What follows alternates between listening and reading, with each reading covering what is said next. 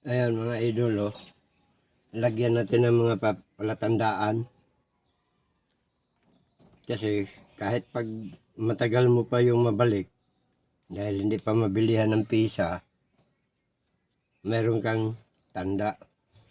O, lagyan mo ng, kung sa Bisaya, palagyan ng ilhanan. Ayan, oh. Lagyan ng ilhanan. Sila ang magkapares. Kasi magkakaiba yung color coding ng wire. Magkaiba yung color coding ng wire. Hindi mo sila mag-match. Pero lagyan mo ng palatandaan para hindi ka na malilito. Madali mo lang siyang subaybayan. Di ba mga idol? Madali mo lang siyang subaybayan. Mo, bago mo baklasin, may mga number na yan. Ayan, hindi ka malito. Pag ibinalik mo na. Di ba mga idol? Maraming salamat. Thank you for watching.